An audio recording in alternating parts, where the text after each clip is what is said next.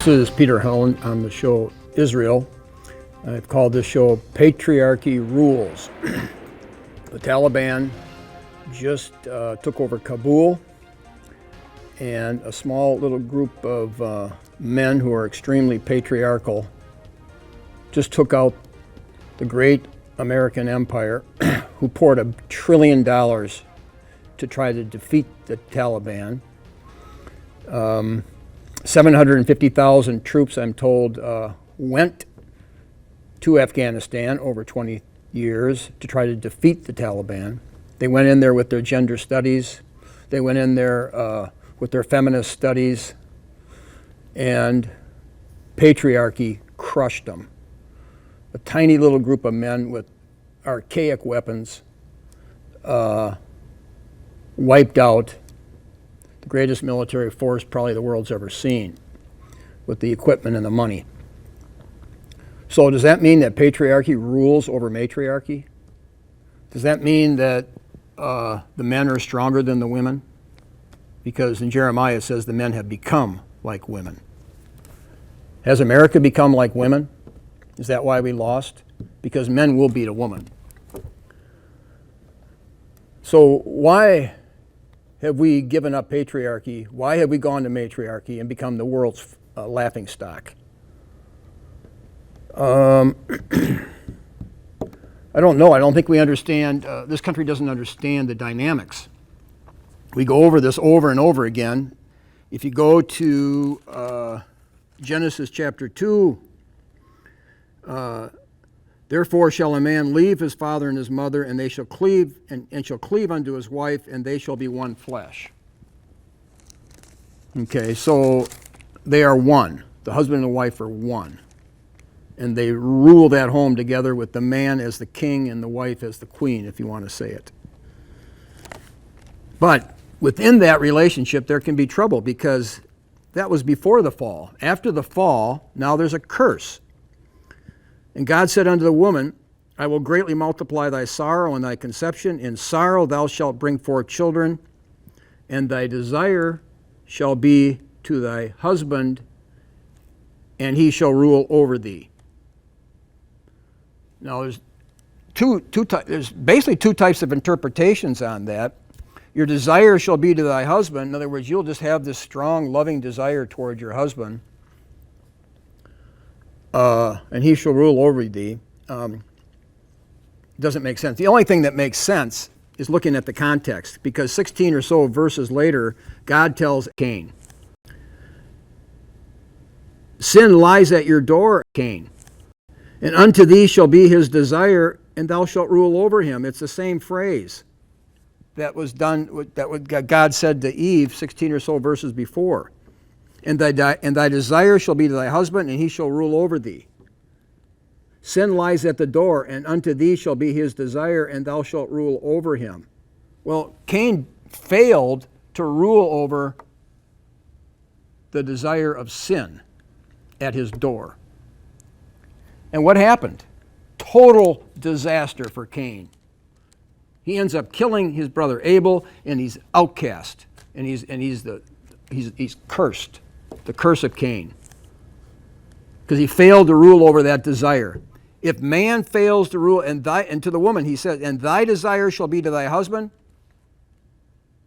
Half the interpreters throughout history, I don't know the exact number, but there's a battle on how that's to be interpreted.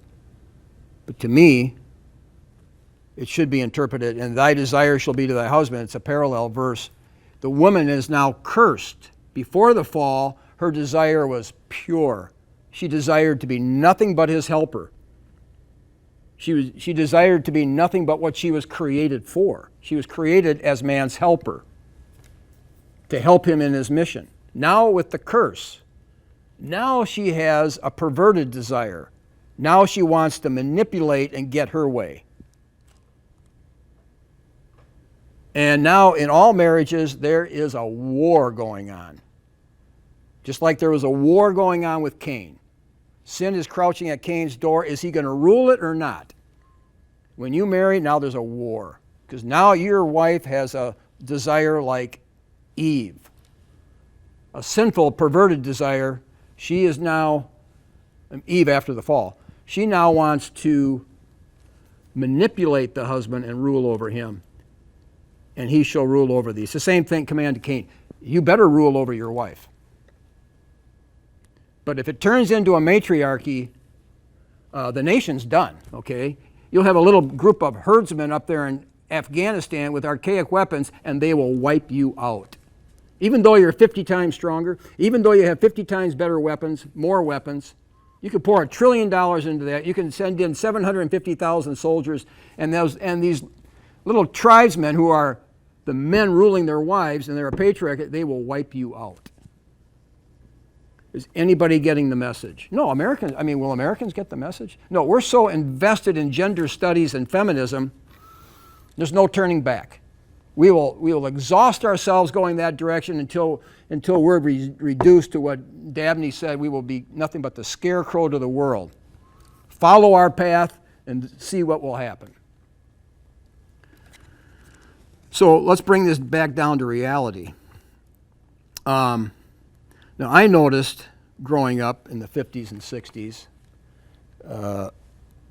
I hung out with, my friends. There was a few people in high school my friends that went steady with girls, so they were unavailable to do things. So we were always like getting together with my friends. Okay, let's do this, let's do that. We like to bow hunt. We like to go out and you could get out with your shotguns in the truck and we could shoot pigeons because the farmers didn't care. We would just do everything. But I noticed the things I did things with, even though it was always sports, but we had other free time, is that every once in a while a guy would get a girlfriend, and after school, instead of being available, okay, what should we do? He's available only to his girlfriend, okay? And I'm going, wow, now we're not as strong. Now we got fewer guys because now some girl is taken, he's only interested in that girl. And I saw, wow, this is not a good thing. Because I was not going to do that. I was not going to put myself at the service of a girl for what? Well, when the men put themselves at the service of all the women, and then the women rule over them, then the men will become effeminized, okay? When you have the women ruling the home, and the children see that their father is henpecked, it has disastrous consequences. And one time about 20 years ago, 25 years ago, I did a show right here, public access. I did it at the other place. And back then, 25 years ago, no one knew if anybody watched your show. You'd only know it if, every once in a while, somebody would come up to you at the grocery store and say, I saw you on Channel 99. Well, one time, then maybe once a month or every 2 months, somebody would send a letter. Well, a lady sent me a letter, and to be truthful, I didn't really pay much attention to the letter. I kind of read through it. Well, one time after church, I had bunch of children with me. I took them to church, and I'm in a store, Dunham's sports store. And this older lady comes up to me and said, did you get my letter? I sent you a letter. I saw your show. And then I go, oh, you're the lady. And then I said, can you refresh me? And her letter was, and then she told me face to face, was, back then, I was probably in my 40s and she was in her 60s. And she said, all her siblings, her dad was henpecked. And up to this day, all her siblings and herself are kind of wrecks. They're messed up. She said, we're really messed up, to tell you the truth, because my dad was henpecked. Now, that was what I was saying on the show, but I had never had somebody face to face. And then I went back and read the letter, and I go, wow, this is really, I knew it in theory. But when that lady hit it, the way she brought it to me, it's like, wow. So if the father doesn't rule the home, it's like Cain not ruling over his sin. It's disaster. The man must rule. There's not an option. Cain had to rule over his sin. He failed. So he murders Abel, and now he's cursed. So basically, I guess, if the men fail to rule over their wives, I mean, it's a curse on the country. It's a curse on the land. And we can't even beat the Taliban. We're $1 trillion. $1 trillion. Who cares about $1 trillion? Well, most countries, how many countries make $1 trillion in a year? Maybe, okay, China, Russia. Does England make a trillion? Does Germany make $1 trillion? $1 trillion, you can't afford that. Now we're going to be 30 trillion. I mean, we went from 2 trillion in debt not that long ago, before 9/11. I don't know the exact, and now we're what? 30 trillion? I mean, do you know the grandchildren and the children, they're going to bear the burden of that? The number one job of a father in the home, he can't go into debt, okay? You don't want to marry somebody who's going to put you into debt. If he can't even control his money, what can he control? Now, we got a nation, they can't control it. What can they control? See, otherwise, you have old wives' tales. You remember this, okay, in the Gospels, the women are the one that discovered that the tomb was empty. And they went back and told the apostles. What was the apostles' reaction? They looked at the women and go, you think we're going to believe you? You're silly women. Men did not believe women back then because they just expected lies to come out of them and exaggerations, and that's what they thought a woman was. Well, it hasn't changed. But now we have women everywhere. Governors. If Biden resigns, we might get Kamala Harris as president. They're dominating everywhere. Well, where's the truth? Is there any truth anywhere? I mean, they're talking about, okay, Tucker Carlson. Well, he's really telling the truth. No, Tucker Carlson's not telling any truth. What truth is he telling? First of all, this thing's all based on a lie. I mean, where is America not based on a lie, okay? But let's just look at Afghanistan. A total lie. No, there's not going to be one politician that's going to point out that it's based on a complete lie. There's not going to be one newscaster that's going to ever say it, because they're all owned. They only got there because somebody allowed them to get there. What's the lie? Obama said it all the time. We're in Afghanistan because that's where they did 9/11. They met in a cave. Bin Laden met in a cave, and that's where they plotted to take down those trade towers. And that's why we're in Afghanistan. But what happens if it's not true that bin Laden met in a cave somewhere in Afghanistan, and from there he plotted to hijack the planes and take that down? What happens if that's not true? Well, then the whole reason we're in Afghanistan is a lie, right? Is Tucker Carlson going to point that out? No, because on Fox News, I remember seeing 15 years ago, there was some Japanese-looking newscaster saying, people that deny 9/11 ought to be arrested. Anybody who denies the 9/11 official story should be arrested. Yeah, that's the news media. So the whole thing is built on a lie. So you're going to join the service and you're going to fight. Oh, we got to go over there and fight. For 9/11 lie? Everybody knew, even the former prime minister of Italy, right after 9/11, he said, of course it was the Israeli Mossad that did 9/11. Everybody knows it was the Israeli Mossad that did 9/11. I was talking to my friend about this, and he goes, well, come on. All the politicians know the official story is a lie. Everybody knows it's a lie. Well, of course they know it's a lie, but how come no one will say it's a lie? So it's like The Emperor with No Clothes by Hans Christian Andersen. So the emperor's going through town. Of course, he's totally naked, but he thinks he's got fantastic clothes on.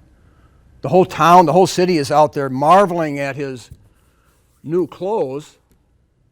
Well, hold it here. They're all acting like he's got these marvelous clothes on, but hold it here. We know that he has no clothes, so we know everybody is seeing a naked king. No, we know everybody is seeing that the official story of 9/11 is a lie. We know they know it's a lie. Just like the emperor has no clothes. Everybody that saw the emperor, what did they saw? They thought they were seeing him with clothes? Of course he had no clothes. So the little kid yells out, Mom, he's got no clothes on, and that broke the ice. But now we're on public access TV here, so public access, if people here locally hear me watch this, they're going to go, yeah, well, he's telling the truth. Well, they're not going to allow what I'm saying here on other media outlets, are they? Because you're not allowed to tell the truth. This is 1984. Okay, so when I was there, I went to all three of the Trump marches, January 6th. I kept warning people, don't believe that house is your house. All the Christian, everybody I talked to, oh, that's our house. Oh, we have a right to take it back. I said, don't believe that. That's not Christian. Well, they went ahead, some of them did.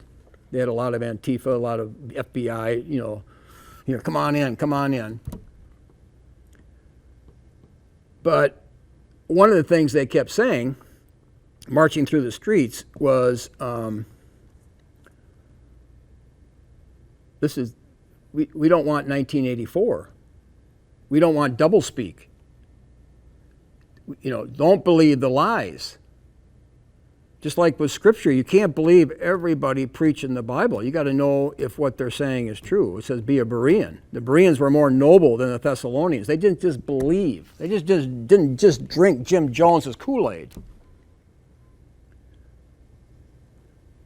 But even if they know the truth, they're too afraid to say it. What politician is going to say 9/11, the official story, is a complete lie? Now, the 20th anniversary of 9/11 is coming up. Is there one politician? I think Cynthia, the black lady from Georgia, Cynthia McKinney, spoke out saying that 9/11 official story was a lie. They got rid of her immediately. Those politicians don't. And any professor at Notre Dame, any of these professors, if they say the official story of 9/11 was a lie, they might lose their tenure. They'll lose their job. The politician will be gone. This is worse than 1984. Joe Stalin couldn't have come up with something this beautiful. Well, are we going to go after this? Are we going to demand truth? Or are we just going to be henpecked? Just be henpecked. I guess that's all we saw. All our dads were just henpecked, so I guess I'm destined to be henpecked.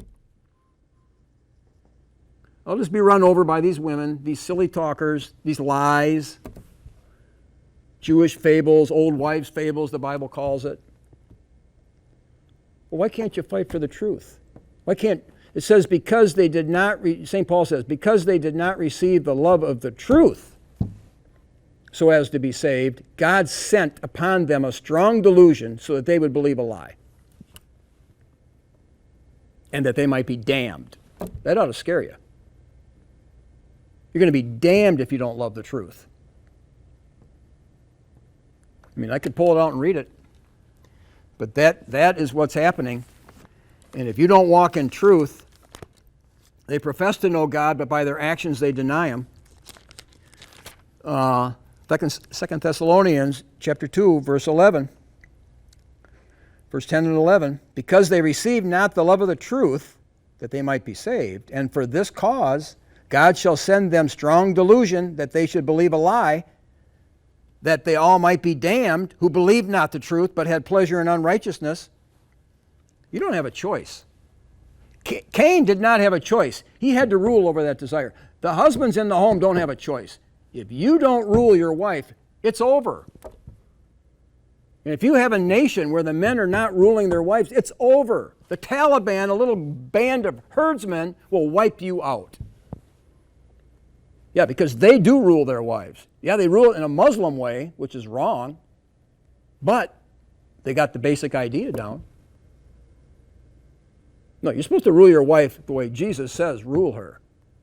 Not the way Muhammad says it, the way Jesus says it. That's the correct way. But even Muhammad had the basic idea right. If Jeremiah, the Bible, it says it in another book of the Bible, that the men had turned into women. They've been effeminized. And part of the problem, like we read, the two shall become one. So let's say you have a situation at home where the mother is arguing, is in a battle with the daughter. The mother's trying to put the daughter where, trying to rule over her daughter like she's supposed to. And then she needs some help. And then these fathers side with the daughter against the mother. Now, how can that happen? What kind of father is that? I mean, has he got a suicide wish? The two become one. If you play chess, you have the rook, the knight, and the queen. The queen trumps the knight and the rook. The mother trumps the daughter. That's it. She trumps her. It's over. The daughter cannot argue with the mother. And the father goes, what's going on here? Boom, he backs up the mother without even thinking. Well, these fathers don't get it. They don't know how to rule their home. Well, Cain didn't know how to rule his sin, and look what happened. So, these girls, they marry, I'm going to marry this guy. He's a lawyer. We'll have a good life. I'll marry, no. The guy, first of all, this is overseen by the father. The father, if you read Ezra, Nehemiah, the father determines who the son marries, and he determines who the daughter marries, meaning he has veto power. He tells his son, nope, you don't have permission to marry her. Case over. Now, if he raised the son right, the son goes, yes, Dad. He surrenders immediately. The daughter says, I want to marry this guy, and the father goes, I'm sorry, can't marry him. Of course she surrenders immediately if he was raising her right. Because the father has to make sure that the daughter is marrying somebody that knows how to rule over her. Will this guy be able to rule my daughter in the Jesus way? Will he be able to rule as Christ has taught us how the man ought to rule his wife? And if he determines he's not capable of ruling his daughter, he tells the daughter, you can't marry him. And likewise, if the son's going to marry this girl, and so the father's got to determine, well, is this girl that my son wants to marry, is she going to fear my son as the Scriptures command? And is she going to obey him as unto Christ, as the Scriptures command? And the father has to make that determination. And he says, son, you're not allowed to marry her, because I've determined she is not going to obey you as Christ has taught the wife how she ought to obey her husband. So you're not allowed to marry her. That's the father's job. Is that happening anywhere in this country? Somewhere, maybe. God usually has a remnant, but it's not happening much. And the whole result of this is we're turning into a matriarchy, but the problem is patriarchy rules. We can't even beat this little group of mountain people in Afghanistan. We spent $1 trillion trying to beat them, 750,000 soldiers trying to beat them. Yeah, because patriarchy is going to win. Those are men, okay? They're Muslim men. They're not correct. But what's the message going on around the world? What's the message of that? Everybody sees the message that wants to see it. Men rule. And those who want to become like women and effeminize, they will lose. So is there any hope for America? Is there any hope that the men are going to be able to rule over their women? Is there any hope that the husbands are going to rule over their wives for this experiment? Maybe not. Maybe not. Because the Constitution is godless. It purposely refused to acknowledge God. And then on top of that, we have government schools that have been teaching evolution. No, the danger of evolution is it pushes Adam and Eve off the table. You can't have Adam and Eve and have evolution at the same time. It's one or the other. So our government's religion is evolution, which means there is no Adam and Eve. And when this country started, John Locke had pushed Adam and Eve halfway off the table. The whole political theory governing this country was basically there really wasn't an Adam and Eve. And from that basis, they didn't need God. Authority comes from the people. It doesn't come from God through Adam. So we pretty much had removed it. And then with the Civil War, Adam and Eve on their own were going to be pushed off. And then with evolution hitting in 1859, I mean, Adam and Eve is gone. And when Adam and Eve, which is the foundation of marriage, marriage is founded on Adam and Eve, the historical reality. Adam, who lived 930 years, who had Cain and Abel and had Seth, and Seth lived 920 years. Once that historical Adam is gone, there's no basis for marriage.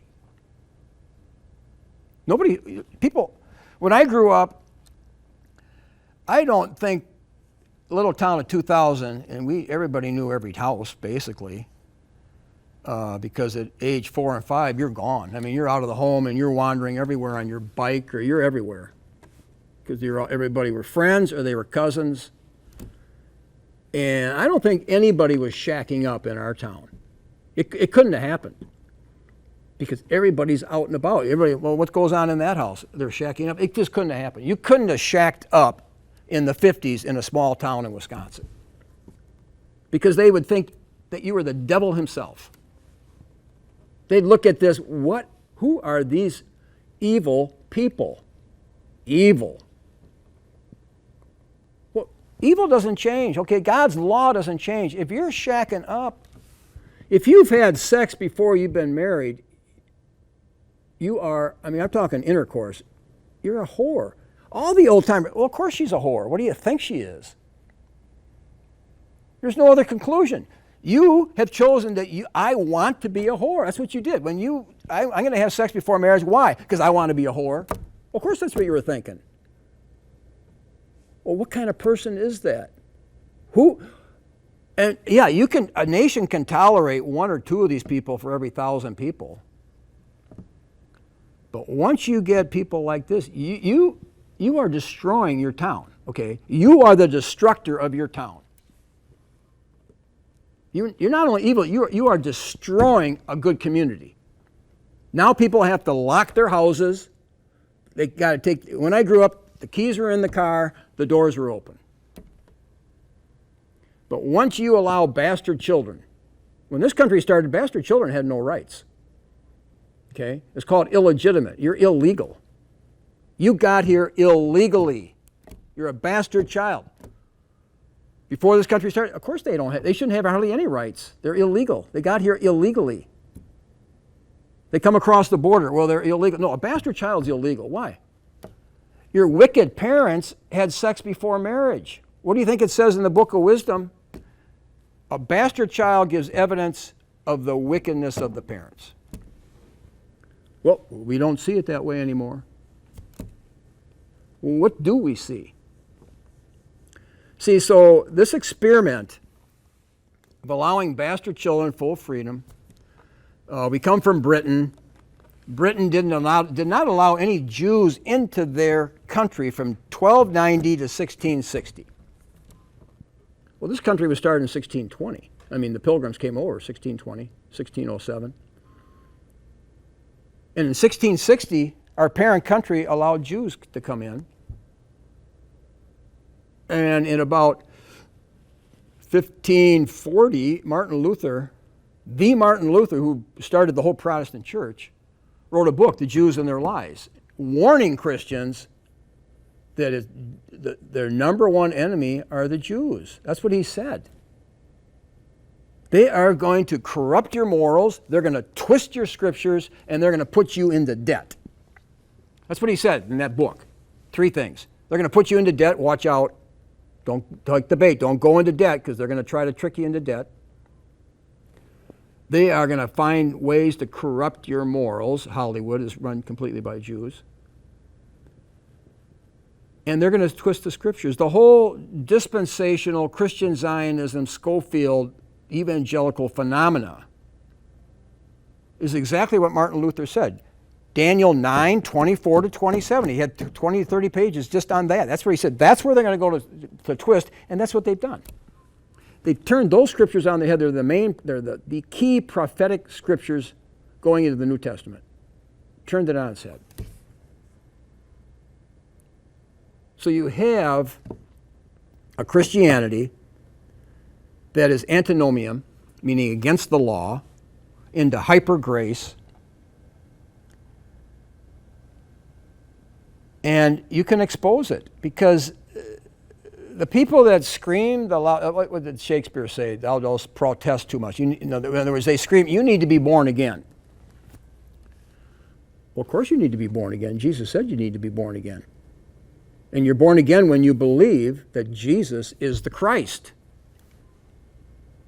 Well, what do you think Schofield actually wrote? He said, Jesus is not the Christ. Huh? The leader of the whole born-again movement, basically, it was through Schofield, the whole emphasis on you need to be born again. So the leader of the born-again, that's like here you have the DARE program, against drugs. And then you find out the biggest drug dealer in town is the one that heads the DARE program. That happens a lot. It happened here in South Bend, of course. So here's Schofield screaming you got to be born again. Well, 1 John chapter 5, verse 1 says, whoever believes Jesus is the Christ, is currently the Christ, is born of God. And what does Schofield say? Well, Jesus is not the Christ right now. Well, you're born again when you believe that Jesus is the Christ right now. Oh, no, he's not the Christ right now. Then you're not born again. Oh, well, we're so used to these lies. It doesn't faze an American. It's just one lie after another. The big lie is authority comes from the consent of the governed. Yeah, once you remove Adam, where does authority come from? This country was founded on John Locke's social contract theory, which basically says we're all individuals. We're basically like, we eat the forbidden fruit, you shall be as God. So basically, Americans believe they're God. Why? Because I am my own authority. I basically created myself.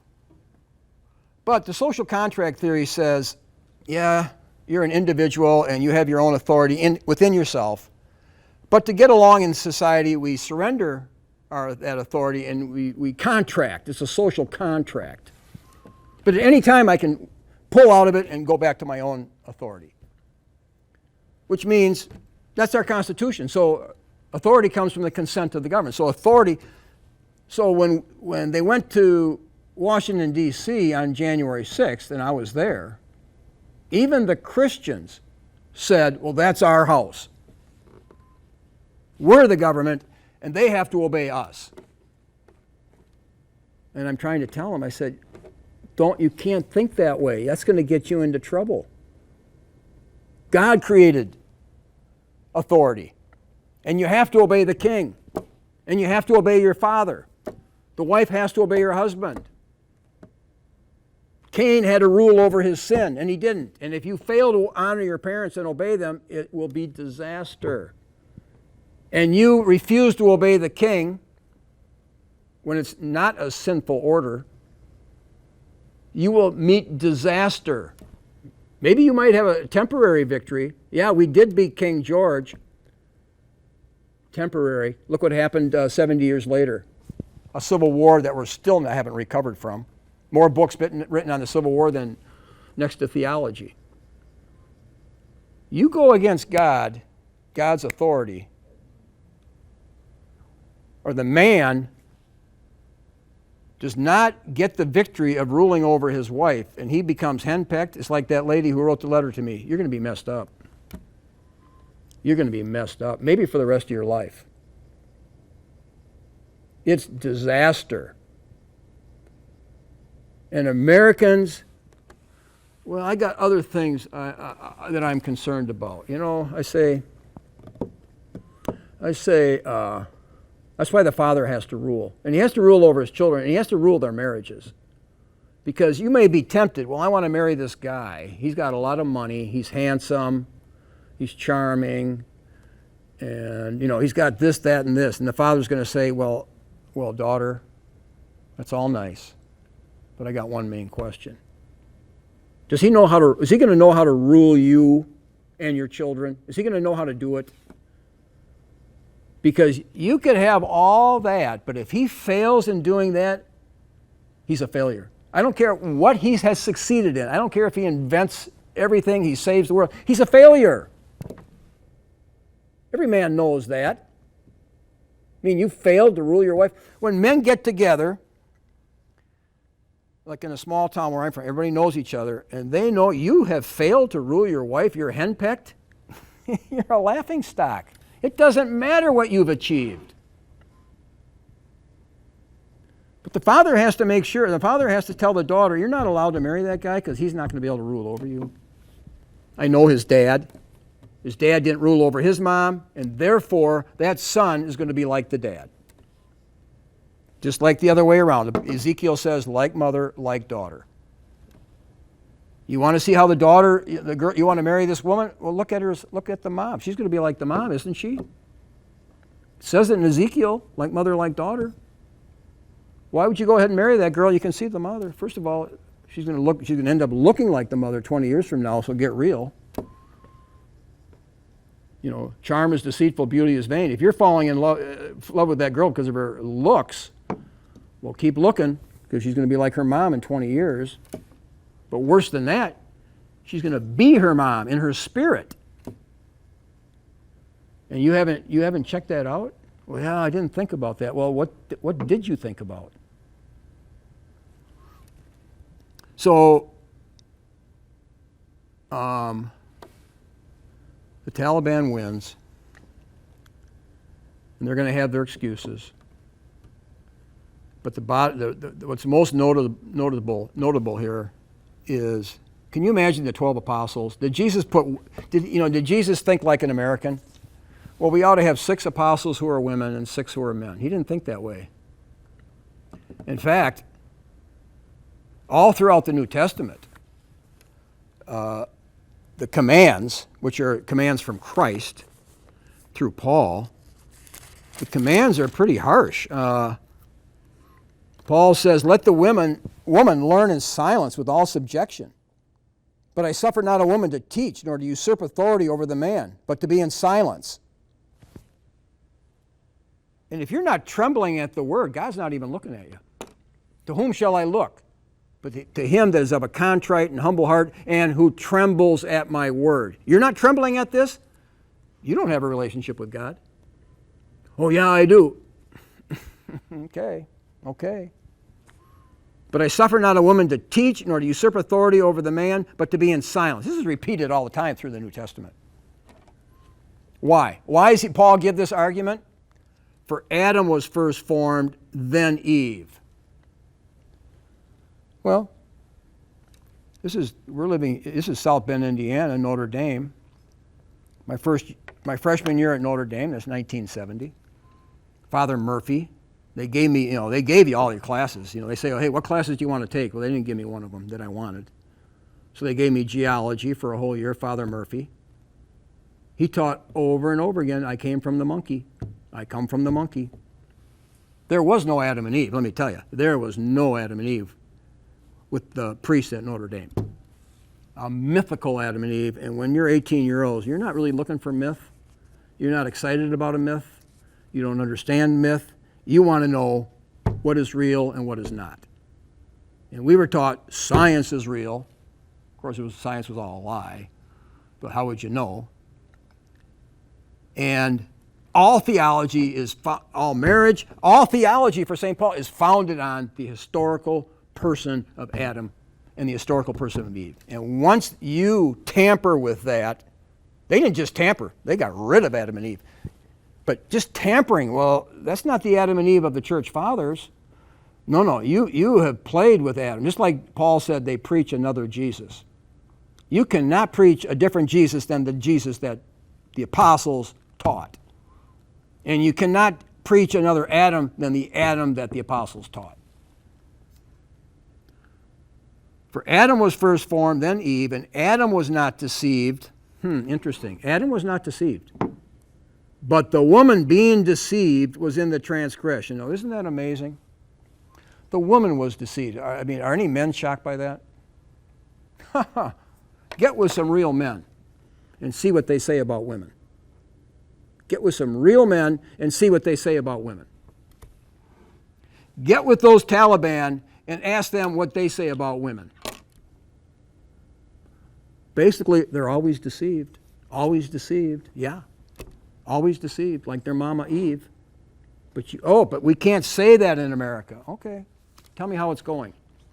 Tell me how it's going. How is your experiment going? Adam was not deceived, but the woman being deceived was in the transgression. Notwithstanding, she shall be saved in childbearing if they continue in faith and charity and holiness with sobriety. Okay? And above that, what are women commanded to do? Women are commanded, verse 9, women are to adorn themselves in modest apparel. Isn't that amazing? The men are commanded not to speak evil of those in authority, but to pray for those in authority. I will therefore that men pray everywhere, lifting up holy hands without wrath and doubting. So the men are not to go into rebellion and start speaking evil of those in authority.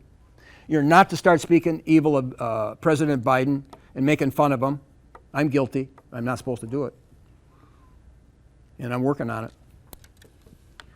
Because it's so, 1776 is so in our DNA, it's very hard to get it out.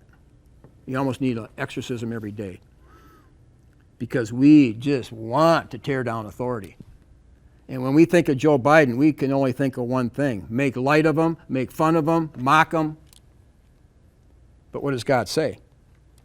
And it says here, in like manner also that women adorn themselves in modest apparel, with shamefacedness and sobriety, not with broided hair or gold or pearls or costly array, which becometh women professing godliness, but which becometh women professing godliness with good works. Let the women learn in silence with all subjection. That's just one part. Goes on then, immediately goes on, talks about the men leading the church. You can't be an elder unless he is one that ruleth well his own house, having his children in subjection with all gravity. For if a man know not how to rule his own house, how shall he take care of the church of God? There can't be a greater shame than the fact that you don't know how to rule your home. There's nothing more shameful. There's nothing more of a defeat. Because a country either makes it or breaks it on how well the men rule their home. Simple as that. Well, it's all about governing. What kind of government do you have? Well, most all governing takes place by the father in the home. That's where all the governing is supposed to take place. The father determines who the daughter marries. The father determines who the son marries. The father determines everything. So how well the father rules the home is everything. Well, we have a legal system that does all it can. We have a government experiment that does all it can to prevent the father from ruling and to somehow find a way that the woman ends up ruling and calling all the shots. That's our system. That's our experiment. And what do we see? We can't even beat the Taliban. $1 trillion trying to beat them. 750,000 soldiers trying to beat them. The greatest military the world's ever seen. But we got women running the show. The military are a bunch of women. Everybody knows they're out of it. The generals are out of it. They think like silly women. They drink every Jim Jones Kool-Aid that comes down the pike. Yeah, this is a judgment of God. Because they did not receive the love of the truth, God sent a strong delusion upon them so they would believe a lie and would be damned. This is serious. So these scriptures are supposed to rule. Heaven and earth will pass away, but my word will not pass away. These scriptures will end up ruling. It goes on, let the elders that rule well be counted worthy of double honor, especially they who labor in the word and doctrine. God puts a high priority on ruling well. He created Adam. He told Adam, rule the earth. Take dominion over the earth. Rule the earth. Rule the animals. And then God said, well, Adam needs a helper. And he put all the animals by Adam. Adam named all the animals. And it says, of all the animals, God did not find a helper. So in other words, he was going to have one of the animals be his helper. Well, he'd already commanded Adam rule over the animals. So whoever his helper was going to be, Adam had to rule over that helper. I mean, I grew up, my dad was a lawyer, he had his own practice, so I'd always go over there when I was little. And we had the bakery just right a block from my dad's law practice. And every once in a while, I felt like going to the bakery. I might have been 9, 8, 9, 10. And they had donuts, a day-old donut, 2 of them. You get 2 of them, they were big, for a nickel. Well, I didn't have any money when I went to school. But I thought, wow, if I could go into Dad, I could ask Dad for a nickel. I didn't do it that often. But I'd go in and ask him for a nickel, and, I'd get it and buy 2 day old. But when I'm in that law office, that's what I usually went in there for. But my dad always had the secretary, and he was in the back. Well, the secretary didn't run the office. She was only the secretary. My dad ran that law office. Now, he had her do some things. And I guess they're possible, could the secretary end up ruling over the lawyer? I guess. It didn't happen that much. Well, how can the wife end up ruling over the husband? How can that happen? It must be God's judgment. It must be like, it says God gives, when somebody becomes a homosexual, Romans 1 says God gave them over to be a homosexual because they did not put God first, because they did not see fit to acknowledge God or give him praise. People say, why should we acknowledge God? Oh, God said, well, I'm going to judge that, and I'm going to give you over to being gay. That's what it says. Now, what did the paper say today? Pete Buttigieg and Chasten now have a child. The former mayor of South Bend who ran for president now has a child. Isn't this marvelous? He's the head of the Department of Transportation, and now they have their child. Now, I don't know how they got it, but this is what they're jamming down our throats. But part of this is a judgment of God. Now, you think a nation that effeminizes itself like that and goes into radical, weird matriarchy of some kind, goddess worship, they're going to be a superpower? They're going to rule. They're not going to rule anything. They can't rule over the Taliban.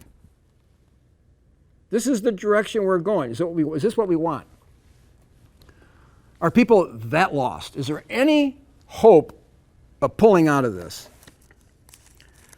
I don't know. Because if you go where it says here, let the elders that rule well be counted worthy of double honor, you just go to the next page.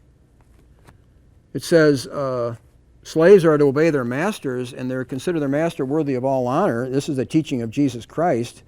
These things teach and exhort. If any man teach otherwise, he is proud, knowing nothing. Supposing that gain is godliness. From such withdraw thyself. I mean, we're violating everything in the Bible. What are we not violating? Where are we walking in truth? Is there any place America's walking in truth? The government's godless. The schools are godless. And it says if you fail to acknowledge God, he's going to give you over to sodomy. Are we being given over to sodomy? How many families have a sodomite in the family already? In the 50s, nobody knew of any. They didn't take prayer out of school yet. They took it out in 1962. But when they took prayer out, God says because they did not see fit to acknowledge God, he gave them over women for women and men going after men.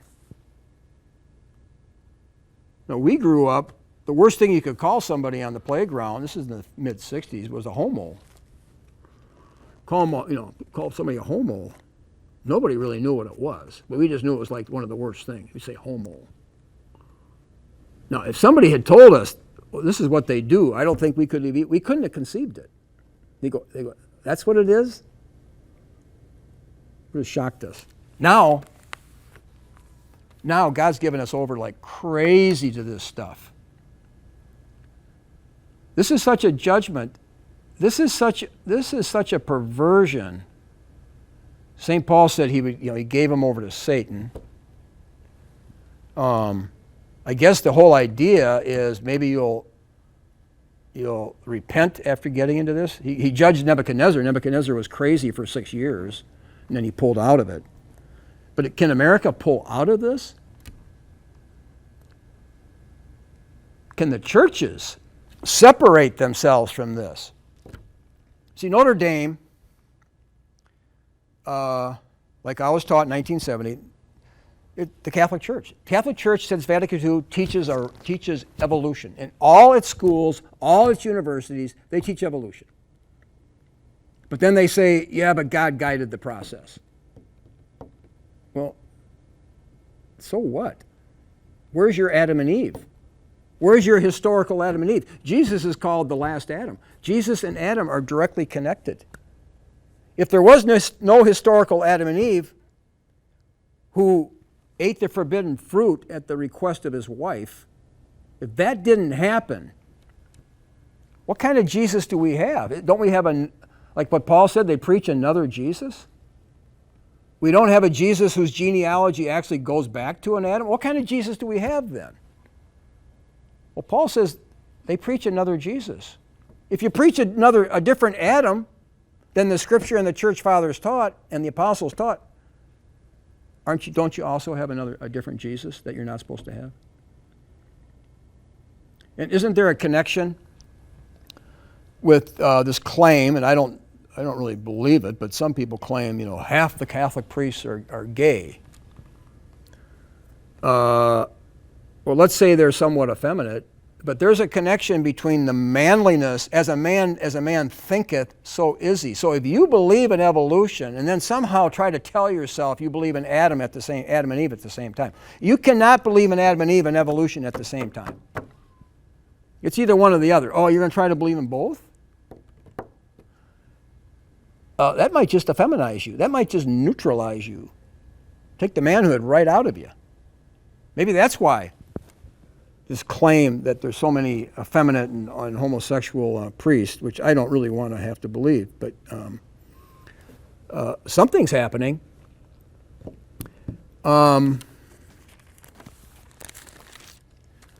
So how do we find the answer here? The answer is we got to have marriages that satisfy what God requires. And at the very last book of the Old Testament, you kind of have the answer. Malachi chapter 2, verse 15. He says, "And did not he make one? Yet had he the residue of the Spirit, and wherefore one? That he might seek a godly seed. Therefore take heed to your spirit, and let none deal treacherously against the wife of his youth." But the whole point is, and Dabney pointed out, I said this on the last show, God, when he brings two men together, what's he really seeking when he brings a couple together for marriage? And sex is exclusively for marriage. Nothing. No sex at all outside of marriage. He's bringing them together so they can conceive a child and raise that child to be godly. That's the purpose. So they should be on a direct, clear, intense mission to raise up a godly child. That means there can't be a TV in the home. There's ungodliness on it. You can't have people over in your house that say anything that's less than godly. Can't have it. They have. That's why you're getting married. That's what marriage is about. Is to raise a godly. That's what God is seeking. He is seeking for himself a godly offspring. You either are going to get the victory or you're going to lose. How many people are losing? How many people have failed to raise godly offspring? And yeah, there's cases where you did everything you could and they come out. But what happens if you didn't do everything you could have and that child turns out to be less than a godly offspring that God was seeking after? Well, then you're to blame. You're at least partly to blame because you failed to seek the truth about what your duty was. You didn't care. You got deceived. Eve was deceived. Adam was not deceived. He didn't care. Well, I'm just going to love my wife and do whatever she tells me. How'd that work out? So, we have the country. You know, I asked my friend, what's communism? I wanted to hear his answer. Well, communism, Marxism, aims to destroy the family and to steal all private property. And communism was created by Judaism, okay? The Jewish family is a matriarchy. Almost always. The woman rules the Jewish home. And Bolshevism was a Jewish phenomena. So if we allow a group of people who totally believe in matriarchy and are scared to death of a strong father in the home, and I've been told that's what they fear the most, the Jewish people. The leaders, whoever they are, the leaders, the oligarchs, the plutarchs, the billionaires, the trillionaires, they do not like a strong father in the home. They're doing everything they can to weaken him. And they're winning. So until the church can instruct the men how to rule their home and raise godly children, where's the hope? Until that happens, where's the hope?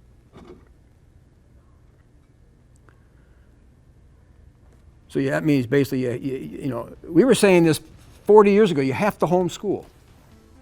I wrote a big paper in 1987, a 35-page paper for my master's, and you have to homeschool. Well, it's obvious now. If you don't see that you have to homeschool now, something's wrong. That's the start. And then you got to direct your children who they're going to marry. And that's pretty hard, but it's got to be done. So this is Peter Helland on the show Israel.